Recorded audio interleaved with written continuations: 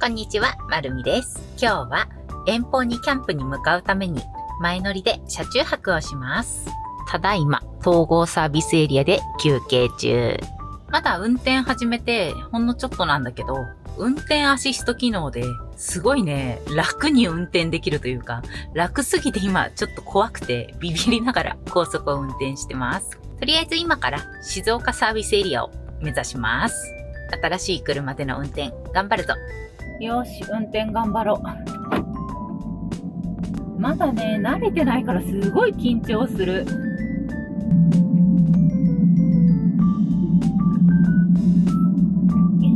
無事合流できた。緊張するな。便利な機能いっぱいあるんだけど、結局緊張しすぎて自力で運転した方がすごい楽。早くな、この機能慣れたいんだけど、機械だからバグってなんか起こったらどうしようって思うと結局自力で運転しちゃう。慣れたらめっちゃ楽なんだろうな。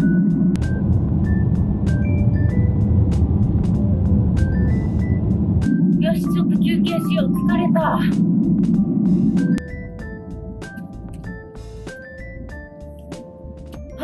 疲れた。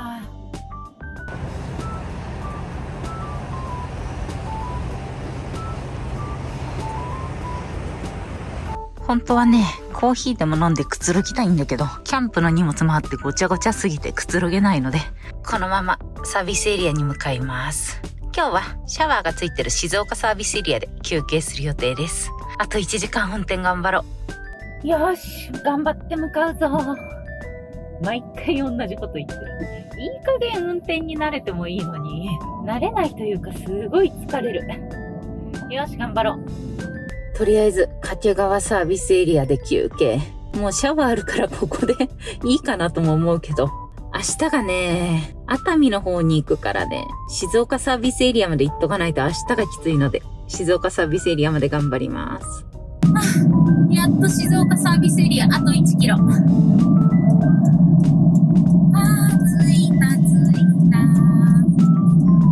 1年ぶりに静岡サービスエリアに来ました。じゃあちょっと買い出ししよう。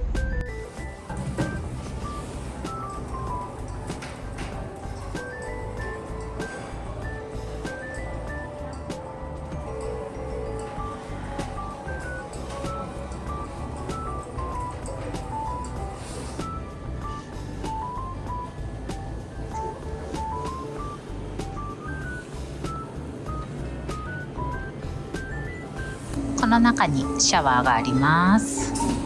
いろいろ買い込んじゃった。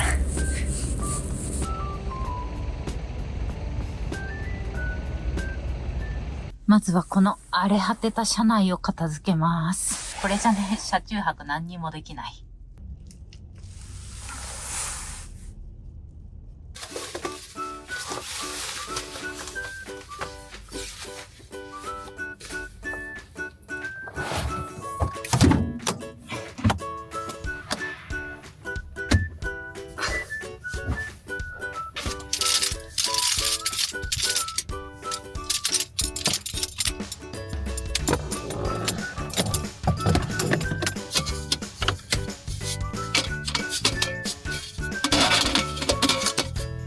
車内はこんな感じになりました。後ろ側全部目隠しを貼って、テーブルに3列目シートでご飯食べます。冷蔵庫、ポタデン、この辺が調理道具とか車中泊道具です。なんかね、シエンタより広いんだけど、すごい今使いづらくて、キャンプの荷物もあるからか、すごく狭く感じます。とりあえずもう夕飯作ります。予定してた時間よりもね、到着自体は予定のプラス1時間だったんだけど、この中どうするかをね、片付けしてたら、もう今8時半になっちゃった。今日はオムライスを作ります。まずご飯。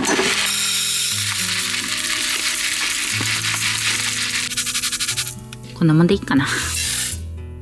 お水はちょっと少なめ。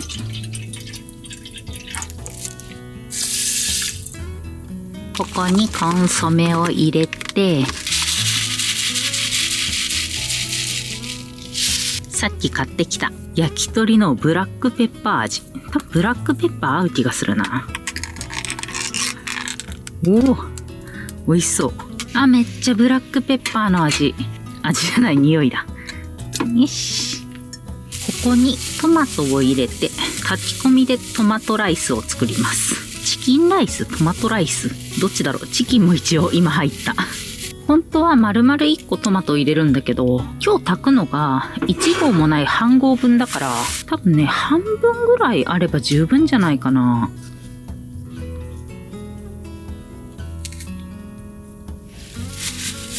なんかもうまな板も出さずワイルド料理になってる。で、本当はこのまま入れて炊いて潰すんだけど、水分先に出しときたいからもう軽く切って。と言ってもだいぶでかいね、切り方が。で、炊いた後に混ぜます。このトマト結構美味しい。甘い。よし。じゃあ、これを炊飯します。よし、炊飯。よし、炊けた。お、匂いはめっちゃいい香り。果たして美味しいのかな。あ、でもちゃんと炊けてる感じはする。よし。じゃあ、トマトをしっかり潰して。あ、オッケーオッケー。じゃあ、このまま蒸らします。続いて、卵。アイラップをかぶせて、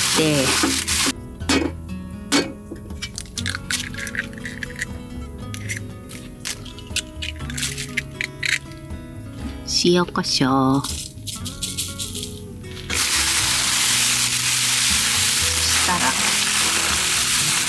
手で揉んで潰す。オッケー。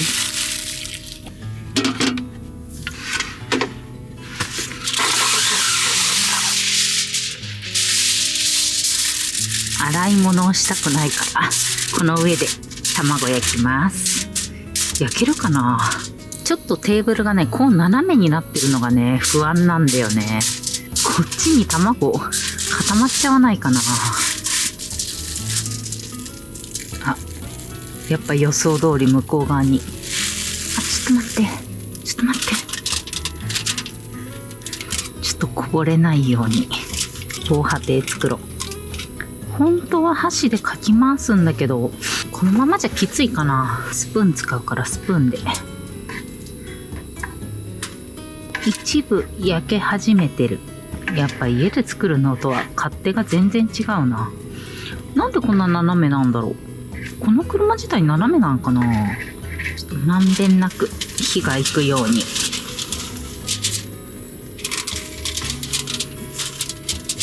この辺はね、焼けてんのにこっち側が焼けないんだよね。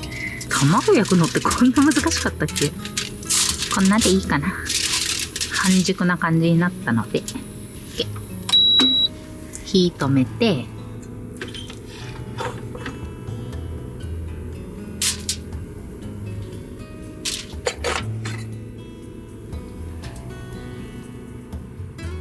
今日ね、お皿持ってないんですよ。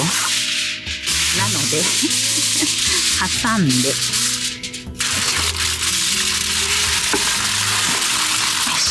あー緊張する。よいしょ。あ、できた。オムライスオッケーオッケー。なんだろう、私は楽しいんだけどさ、これ絵としてみるとなんかすごいひもじそうだよね。悲しい。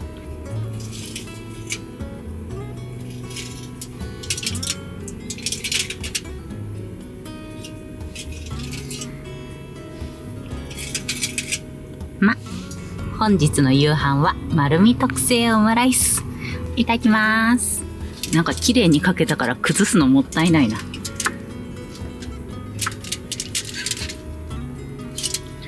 おー、いただきます。これめちゃくちゃ美味しいんだけど、中のご飯が完全チキンライスだし、焼き鳥の缶詰ブラックペッパー味にしたからめっちゃ相性がいい。美味しい。大成功大成功。作ってるシーンはね、全然美味しそうじゃなかったけど、めっちゃ美味しい。いいね、オムライス。美味しいね。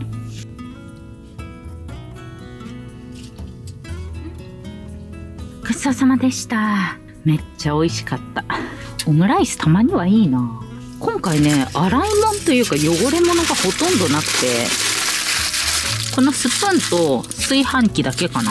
めっちゃ楽。明日キャンプ場行くから、その時洗えばいいから。今日はウェッティで拭いて済ませます。洗い物が全然ないってめっちゃ楽だな。車中オムライス今後もやろう。洗い物少ないし美味しいしめっちゃいい。あと作るのが楽。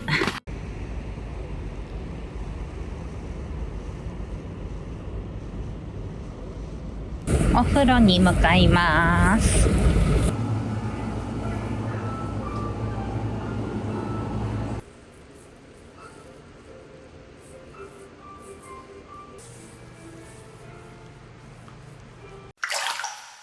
いや、持ってくの忘れて、髪の毛一人びしょびしょでサービスエリアの中歩くのめっちゃ恥ずかしい。300円で10分間なので、私はね、最短を目指して5分で終わりました。ライトつけてきたけど、光が一切外に漏れてない。すごい。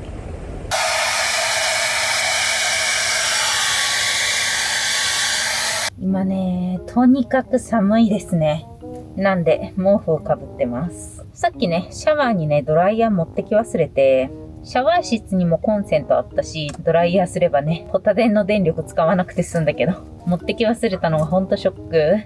今回ね、大容量のポタ電持ってきてるから、まあ多分持つんだけど、明日朝ごはんも作るし、キャンプも行くから、これで電源がね、なくなったらちょっとショックだな。今ね、だいぶね、車内には慣れてきたんだけど、思ったより狭くて、なんかだいぶ大きくなったからめっちゃ広々車中泊できるって思ってたのに、全然ね、窮屈。キャンプの荷物があるからしょうがないんだけど、なんか自分的にはもっと広々快適にできるかなって思ったら、なんならシエンタの時よりも、なんか狭くて、ちょっとね、使い方がね、下手だなって思いました。どうしよっかな。ベッドキット自作して、それに合うサイズのテーブルもやっぱ自分で作るのが一番広々快適に使えるかなって思って。今ね、こんな感じでもうほんと荷物に囲まれてね、いる感じです。もうなんなら2列目シート取っ払っちゃいたいなって思う。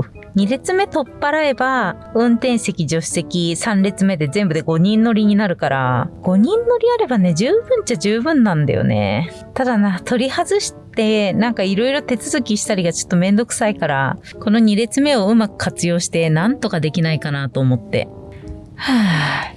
ただね、こうやって座ってね、足を下ろせるのはね、腰への負担がかなり減って快適です。もうちょっと工夫しないとな。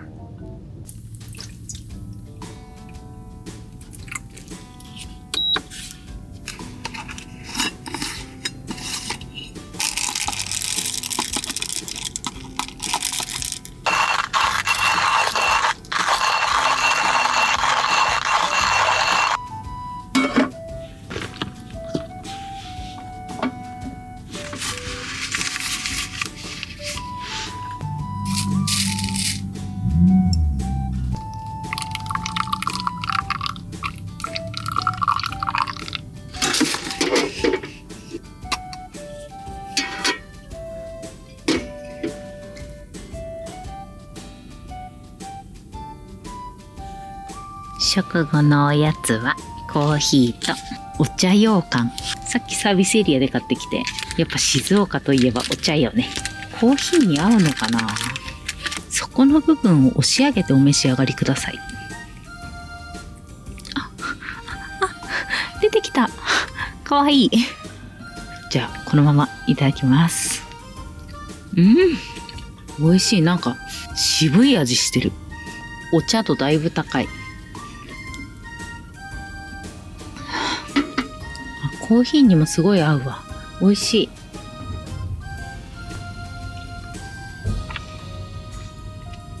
もうちょっと香りを楽しみたかったけど、ベッド展開するにはこのテーブル片付けないと展開できないから。もう終わりじゃん。結構斜めだな。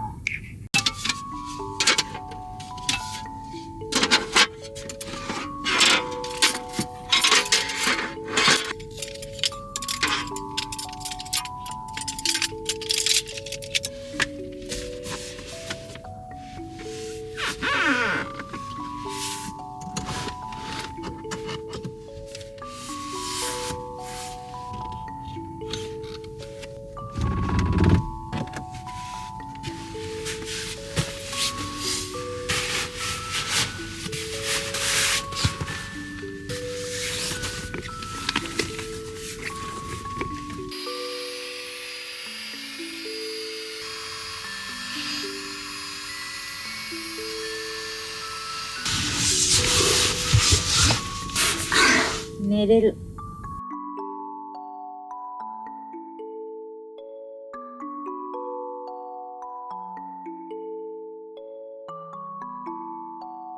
今日はムーンレンスのインフレーターマットを持ってきて、これ結構前に買ったんですけど、電動で空気入れるとキャンプ場でうるさいかなと思って、結局今コールマンの袋に空気入れてプシューって入れるやつをメインで使ってるんですが、車中泊ならあれぐらいの音大丈夫かなって思って、これからの車中泊はこっちのマットをメインで使おうかなと思います。これはね、家で来客用としてよく使ってました。あとはね、電気毛布。これがあれば寒さは大丈夫だと思います。最強寝袋に枕もあるからね、完全家並みに寝れると思います。本当は今からあのカーテンあたりか、このね、壁か天井にプロジェクター映してね、ゴロゴロくつろぎながら寝ようと思ったんですけど、もうね、荷物がありすぎて、プロジェクターをね、設置する場所がないんですよね。この辺に置くとちょっと斜めに映っちゃうしとか、いろいろ考えたらもうちょっとめんどくさいから今日はプロジェクターなしでこのままスマホいじりながら寝ようと思います。ほんとね、空間の使い方がもったいない。絶対もっと工夫すればね、快適な車中泊ができるはずなのに。キャンプの荷物もあるけど、やっぱりある程度使いやすいように DIY したりして、引き出し作ったりとか収納場所がいるなと思いました。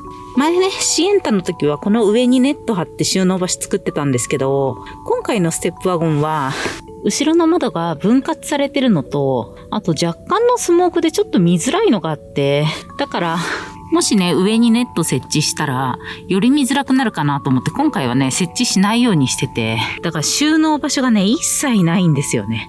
こういうのぐらい収納。飲み物入れるとこに、ラップとかホイル入れるぐらいで、もういろいろとボロボロです。ということで、本当はプロジェクター見たりとか、のんびりくつろいだりとか、撮影にしても引きのシーン入れたりとか、やりたいこといっぱいあるのに、もうね、全然無理。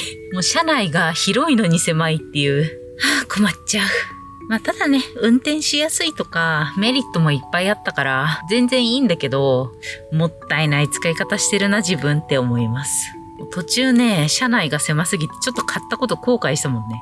あんな大金払ったのにめっちゃシエンタの方が使いやすいじゃんって思って。ただね、1回目の車中泊だから、これからね、創意工夫して、例えばテーブル作るなり、ベッドキット組むなり、いろいろやればね、もっと絶対改善するはずって思って、ちょっとどういう風にするか妄想しながら寝ようと思います。では、おやすみなさーい。おはようございます。めっちゃ寝れた。この目隠しシート、すごいね。外、晴れで明るいのに全然光通さない。寝心地は最高でした。明るい。ちょっと荒れ果てすぎてね、片付けてご飯作るのがハードル高いので、今日はもうサービスエリアでご飯食べます。これ片付けるのも大変だな。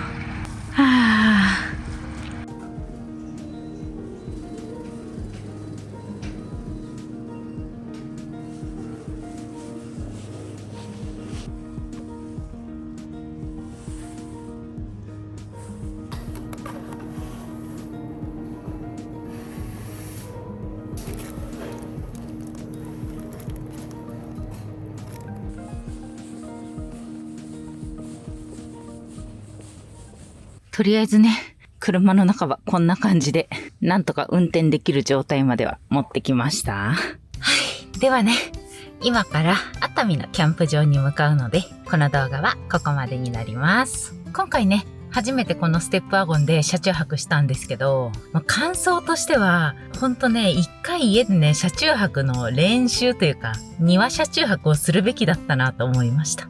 ほんとね、荷物が多すぎるのと、収納がないのと、足を下ろして座れるっていうところは、ほんと100点なんだけど、もうそれ以外がほんと足の踏み場もないぐらいで、荷物を減らすのは大前提で、収納をね、なんとかしないとなと思いました。もうこのままじゃね、全然快適な車中泊はできないです。ただ、椅子をね、ベッド展開して、上にマット引いて寝たのは本当に寝心地よくって、家みたいに寝れたので、車中泊で寝るだけの人はね、全然ね、いいなと思いました。私みたいにちょっとなんか中でくつろいだりとかだと、うまく工夫しないとなっていうことで、ちょっとベッドキット作って、テーブル作ってっていうのをおいおいやろうかなと思いました。